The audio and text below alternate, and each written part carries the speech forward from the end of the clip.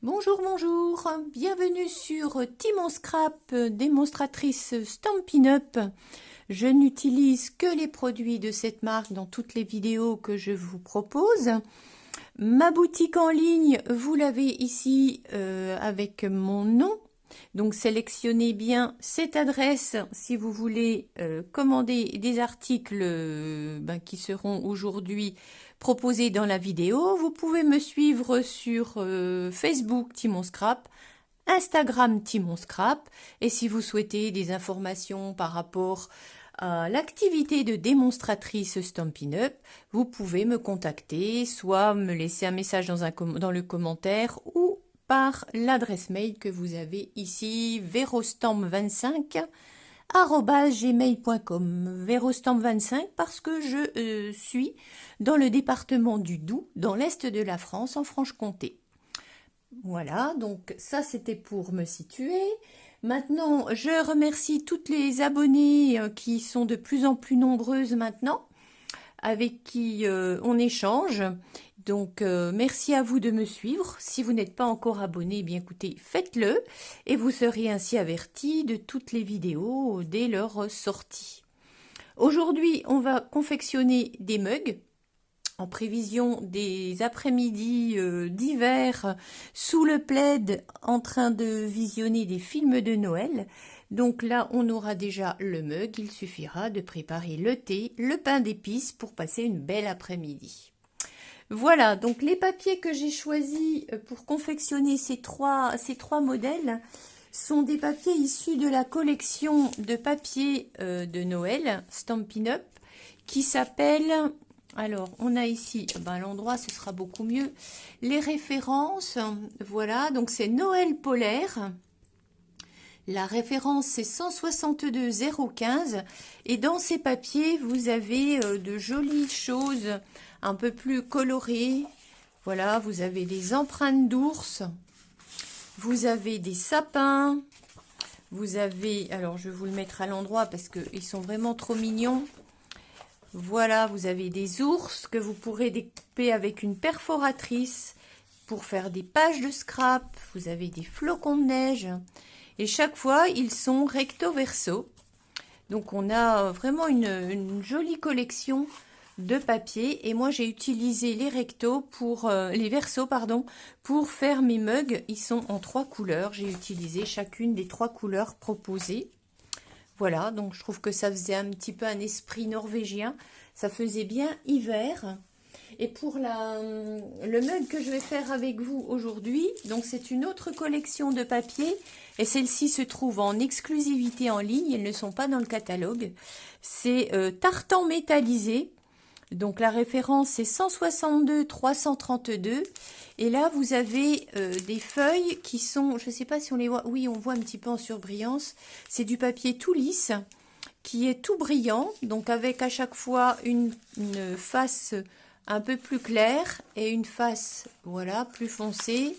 Ils y sont aussi, bon alors c'est plus entier parce que je les ai déjà bien utilisés. Voilà, voilà, celle-ci est jolie aussi.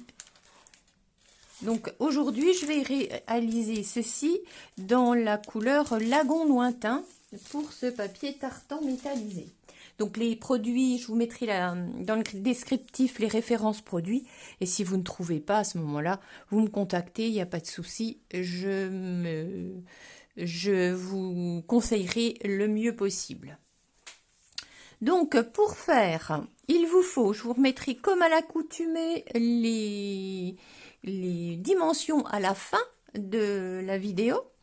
Mais déjà, ce qu'il vous faut préparer, c'est du papier. Donc pour votre base, là j'avais choisi du papier très vanille.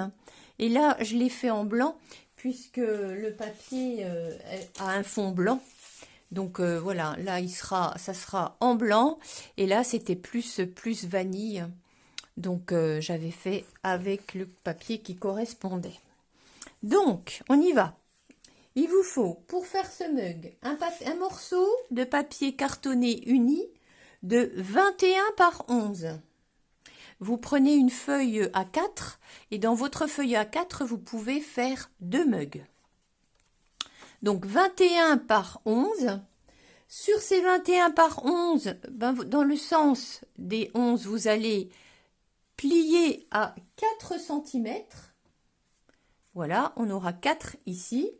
Et ensuite, vous allez plier à, donc je vous les redonnerai après, mais si vous voulez les noter, premier pli à 2,5, 5 cm, 7,5, 10, 12,5, 15, 17,5 et 20.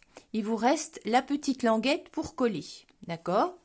Donc là, on a la base. Une fois qu'on a fait nos plis, eh bien, la petite languette qui est de côté, on va couper les angles et enlever le petit morceau qui est là. Et vous allez découper chacun de vos plis jusqu'au trait des 4 cm. Donc, je ne sais pas, voilà, vous voyez peut-être un peu mieux ici. Voilà, on va couper chacune des languettes. C'est le dessous, c'est pour replier.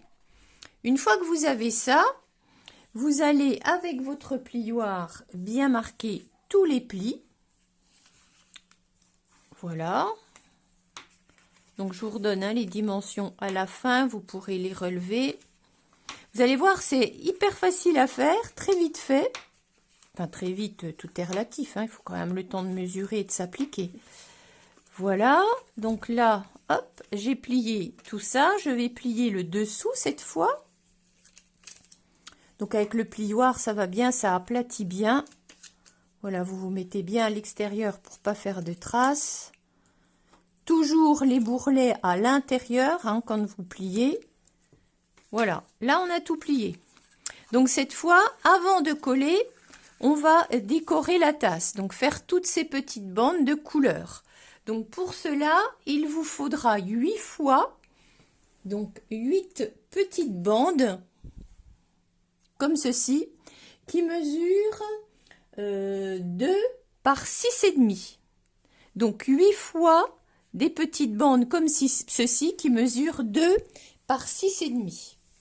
Voilà, moi je les ai faites ici. Je les ai déjà pré-découpées parce que le temps, je ne vais pas faire ça avec vous bien sûr. Donc on va les coller. Donc je colle chacune des petites bandes.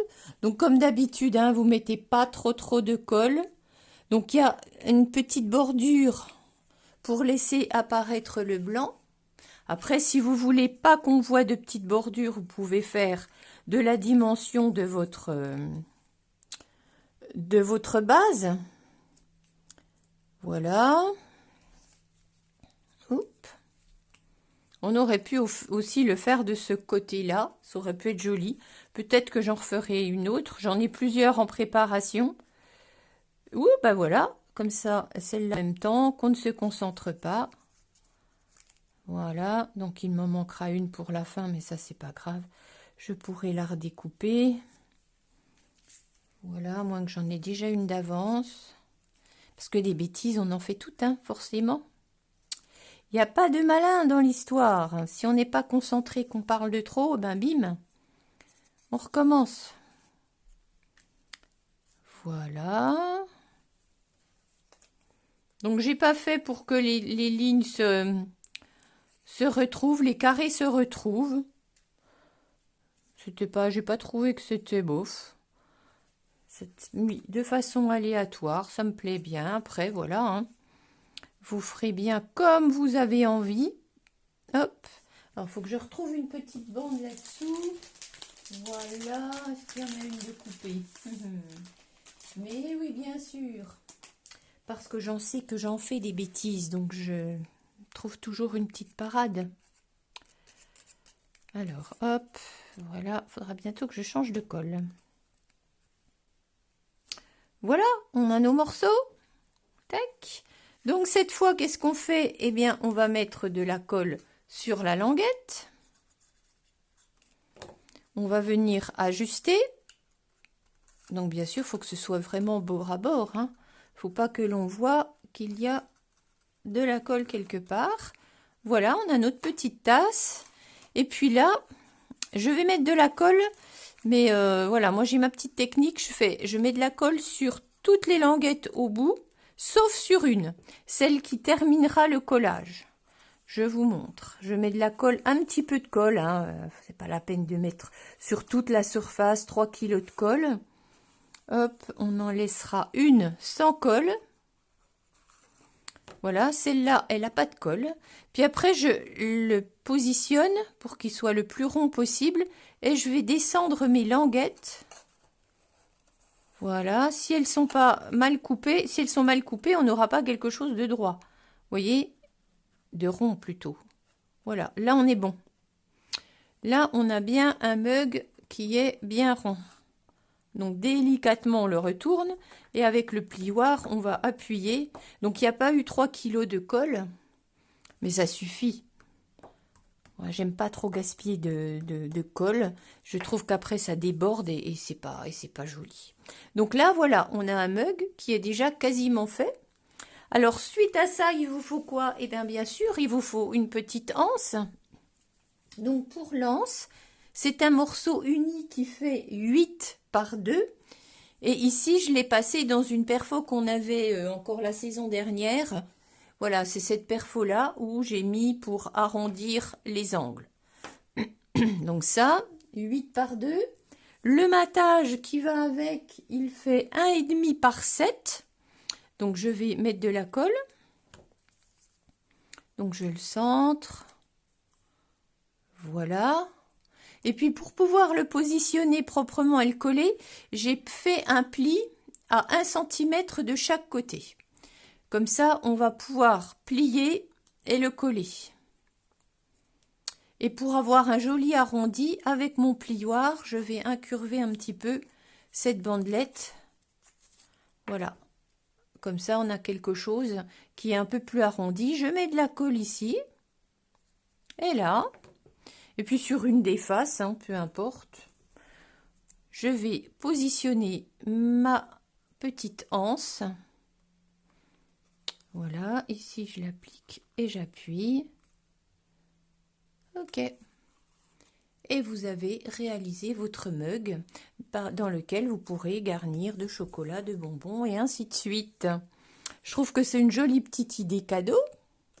Hein, vous avez voilà, des invités. Vous déposez ça à côté de l'assiette, ça peut être sympathique. Maintenant, en dessous, vous voyez, on voit ce marquage, ce pliage. Voilà, même si on ne regarde pas forcément en dessous, il faut que ça soit aussi joli en dessous. Donc moi, ce que j'ai fait, j'ai découpé un grand cercle parce que je n'ai pas de formes qui sont adaptées au mug. Donc je mets de la colle comme ça. J'en ai mis un petit peu au centre du cercle. Je vais le coller au centre et vous allez voir ce que je vais faire après. Donc j'appuie bien. Voilà. Et avec mes petits ciseaux, je coupe. Voilà, je suis la trace du mug sur chaque face. Je trouve que ça, on peut laisser sans le faire. Moi, je trouve que ça finit mieux. Après, à vous de choisir. Vous me montrerez ce que vous avez fait et ce que vous aurez choisi pour le dessous. Voilà. On coupe bord à bord sans couper la tasse. Mais voyez, ça finit, ça fait quand même beaucoup plus joli. Et puis après, ben, vous le garnissez, vous le décorez. Qu'en dites-vous? Est-ce que ça vous a plu au moins? Mettez-moi des petits pouces pour savoir si vous avez aimé ça. C'est pas très long. C'est sympathique à faire, même avec des enfants qui commencent à savoir un peu mesurer. Il n'y a pas beaucoup besoin de matériel. Et sur une feuille A4, vous en faites 2. Donc, c'est quand même intéressant. Donc, on récapitule les dimensions.